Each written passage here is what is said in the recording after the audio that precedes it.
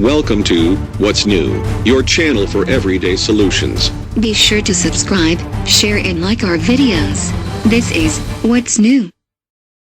Grandpa had a pension. This generation has cryptocurrency. By Teddy Wayne. Most readers have probably heard of Bitcoin, the digital coin that dominates the cryptocurrency market.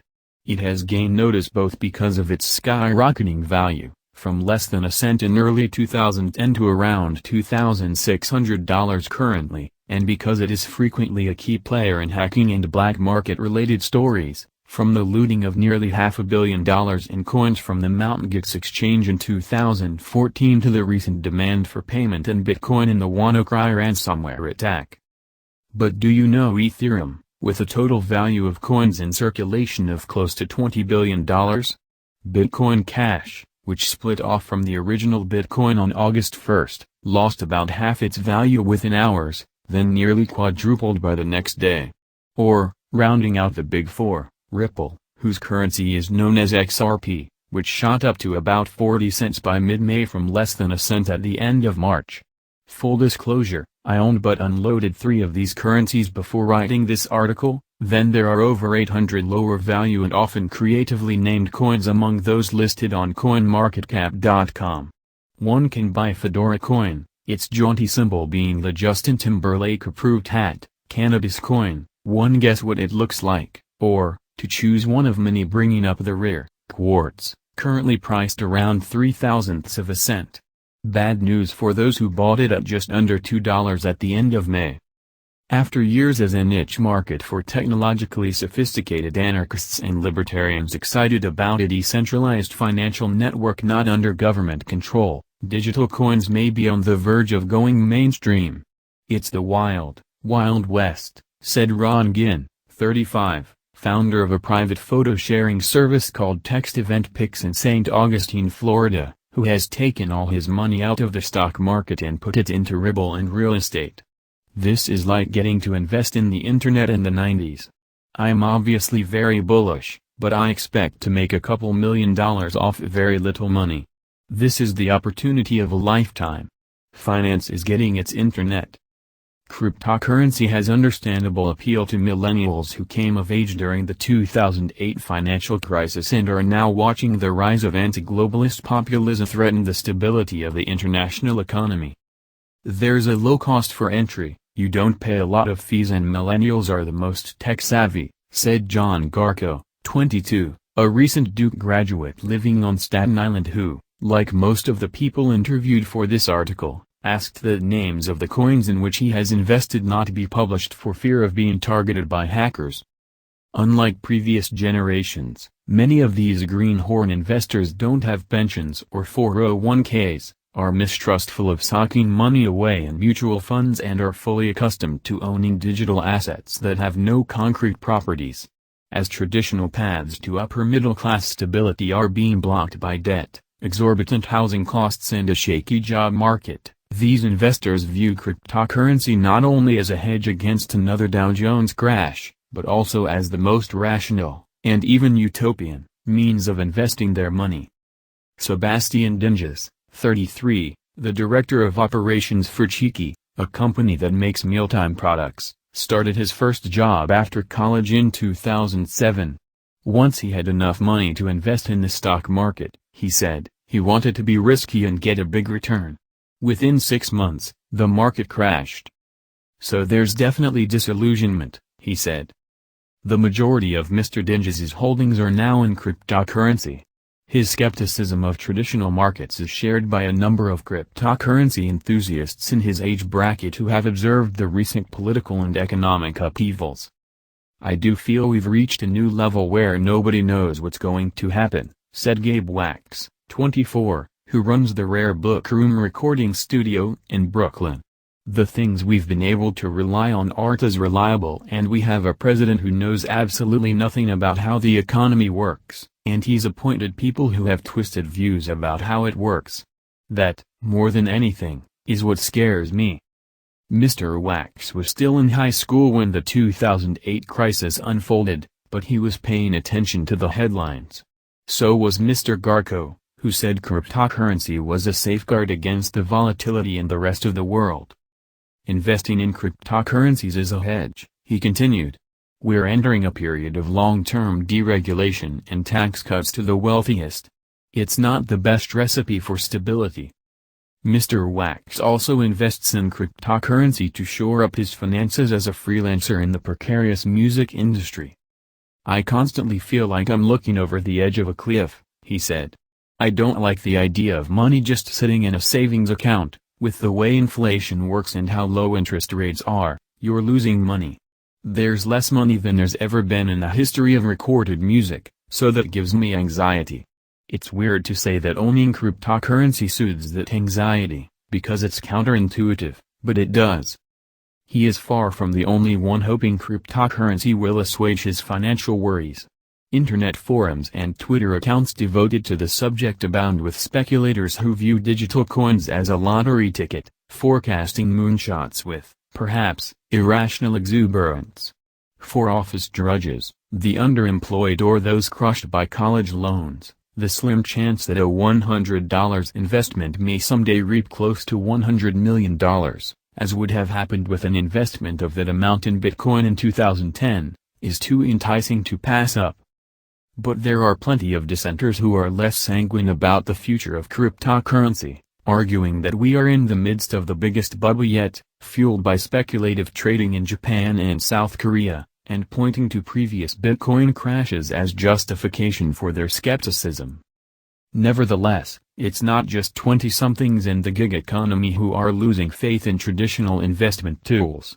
Mr. Ginn quit working at Fidelity Investments the day before the market crash in 2008. It's not investing, he said of his old job.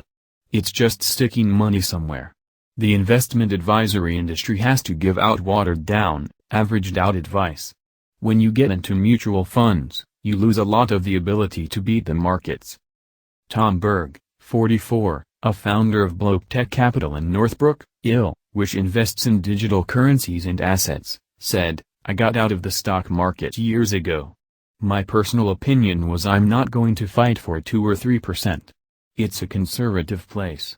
By contrast, digital currencies, his preferred term to cryptocurrency, which he says carries the stigma of black market money laundering, have disrupted the internet and created a major opportunity for those willing to jump in early, Mr. Berg believes. At first it was an internet of information, he said. Then it evolved to an internet of things, social media, I can buy this, I can sell stuff. Now it's the internet of value. In his view, cryptocurrency left the dark ages 6 months ago, when it was still the domain of a lot of people who believed in anarchy. He thinks that cryptocurrency is a good 5 years from going mainstream and that the bubble will burst sometime after that, at which point he will sell his assets.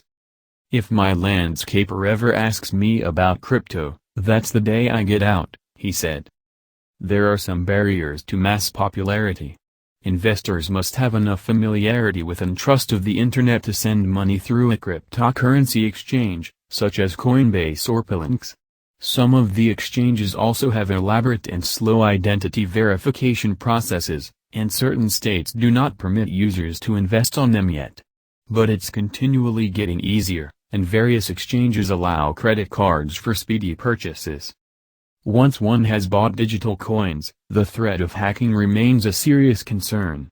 Even users savvy enough to use two-factor authentication on their phones may not have the know-how to set up cold storage, or a system of storing coins offline, such as on a computer or dedicated piece of hardware not connected to the internet. There is no Federal Deposit Insurance Corporation insuring lost money. Once it's gone, it's gone. Assuming one's money is protected, there are, of course, the standard risks of investing, amplified by the volatility of cryptocurrency. It's common for a coin to fluctuate double-digit percentages within a day, often because of pump and dump techniques from coordinated users trying to manipulate prices in completely unregulated free markets. For this reason, none of the investors I spoke with engage in short-term trading but instead choose, in the online parlance of cryptocurrency enthusiasts, to hodl, hold on for dear life, rather than sell off for temporary gains. Mr. Dinges and his wife recently bought a house in Los Angeles, but he didn't use his bitcoins to help with the renovations. "This is a great opportunity to pull it out and put it toward fixing the house," he said, "but the future potential is not worth it." Mr. Berg would agree, advising bloke tech capital clients to set it and forget it and not fall prey to the temptation to make short-term transactions. "My wife and I use it as our bank account," he said. "Every paycheck, we put a percentage into long-term holdings. We do not expect to become rich overnight. That's a way to become very poor in 1 hour." Though his wife works at his company, it bears mentioning here that the vast majority of cryptocurrency investors seem to be male, and their Twitter discourse tends to be less than refined, with insults often lodged at devotees of rival currencies. Even those in it for the long haul, however, admit to monitoring the prices compulsively, scratching the gambler's itch. "If I have a moment where the price has left my mind, I'll want to reinsert it," Mr. Wax, the record producer, said. "I check it as much as any social media. It's become as distracting as anything else on my phone." As he works in the cryptocurrency world, Mr. Berg maintains an even more observant, and most likely exhausting, regimen. "I'm always watching the markets," he said. "The saying is, crypto never sleeps. It's 24/7, it's global, it doesn't have a stock market, it doesn't have a bell. I sleep about 4 hours a day." Beyond its potential long-term financial rewards, many holders of cryptocurrency view it as a vehicle for social change. While many coins have no value beyond serving as a potential alternative currency, or began as larks that have since been popularized by speculators, such as Dogecoin, whose logo is an internet meme dog and which now has a market capitalization of about $200 million, others, namely Ripple and Ethereum, have meaningful real-world utility and are being adopted by banks and financial institutions.